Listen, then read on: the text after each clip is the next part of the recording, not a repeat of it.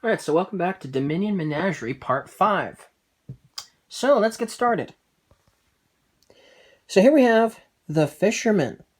This one gives you a card, it gives you an action, it gives you a treasure. So that's pretty basic and pretty simple, right? But during your turns, if your discard pile is empty, this card costs 3 less. So it only costs 2 then. So this you could get pretty early on in the game. Let's say this is your first turn of the game, you have only 2 money, and obviously you wouldn't have a discard pile yet, right? Well, you could gain this for your 2 money. That's really cool, right? And then you could still buy this for 5 money later because you would have a discard pile afterwards, right? So that's pretty cool. It rewards you if your discard pile is empty, and you could get this for pretty cheap. That's really cool. Fisherman's pretty cool card. Then we have Kiln. I've played with this online. I'm not a fan. This is probably the only card thus far that I know of anyway that I'm not a huge fan of. I don't know if it's the worst card ever created, but it's certainly, I'd have to say this is certainly the worst card that I've played with or that I know of in this expansion for that matter. But let's go over it anyway. So Kiln will give you 2 treasure, and the next time you play a card this turn, you may first gain a copy of it. Well, if you had a bunch of actions, that could be very useful. But if you weren't able to play an action card that gave you plus actions before playing this one, then obviously you wouldn't be able to use it to gain a copy of another action card, right?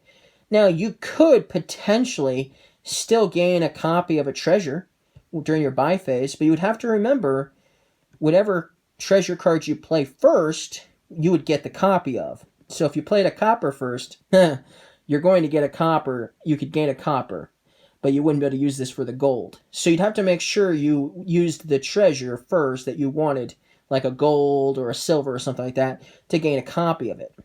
But still, I'm not too fond of the card anyway, because it still just doesn't do as much interesting stuff as the rest of the cards in the expansion. Alright, then we have Hunting Lodge. Well, this one gives you a card, and it gives you 2 actions, but then you may discard your hand for 5 cards, for plus 5 cards. Wow! That's really cool. You know, people have been called the village idiot for playing a lot of villages, right? Let's say you play this first, and you have an awful hand of just a couple of coppers and a bunch of estates, right? Well, that's an awful hand, right? Well, you could discard your hand, and you'd get 5 cards, and then you'd still have the 2 actions.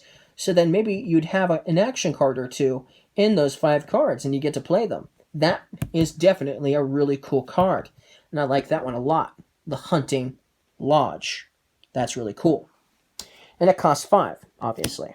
Okay, then we have 3 more cards here that are in the expansion. 2 of them cost 6, and the last one actually costs 7 money. So here we have Wayfarer.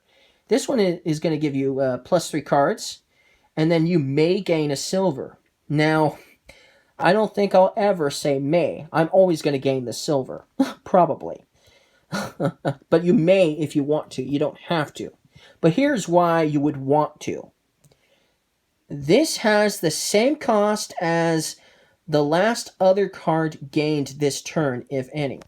So if you were to gain that silver, and you wanted to buy another Wayfarer, it would only cost 3 money because you gained a silver. Because that was the card that you gained. That was the last card you gained this turn, probably, if any. So that's pretty cool. Of course, if you were maybe going to possibly gain something even cheaper than a silver, then obviously maybe not gaining the silver, unless, you gained the silver beforehand or something. You can make this even cheaper. But still, I mean, if I'm going to buy a Wayfarer and I play this card, most likely I am going to choose to gain that silver so I can buy this for 3. That's really cool. So that's the Wayfarer. Pretty cool card. Then we have Destrier. Now, Destrier is almost exactly like the horse because it gives you 2 cards and it gives you an action. But unlike the horse, this will stay in your deck, obviously. Now, this is where it makes it only a little bit different from the horse.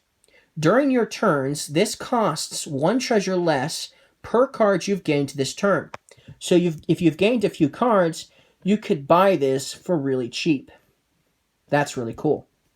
Now, this is one of my most favorite cards in the expansion. Animal Fair.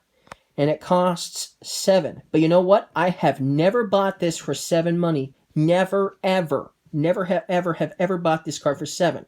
But I have played with it quite a bit. So let's go over how that was even possible. So Animal Fair will give you +4 treasure and +1 buy per empty supply pile. But what's really cool about this is instead of paying this card's cost, you may trash an action card from your hand. So basically, let's say you have 3 money. Well, that's obviously not enough for the Animal Fair, right? But let's say you have an action card in your hand that you didn't play.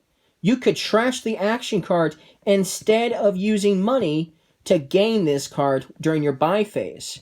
That is really cool. That's really powerful. You could get this in the very beginning of the game. You could get another action card you're probably not going to use. Or another action card that you can buy very easily just to get the Animal Fair. That is really cool. And I've done that many times. And I had some powerful turns with the Animal Fair.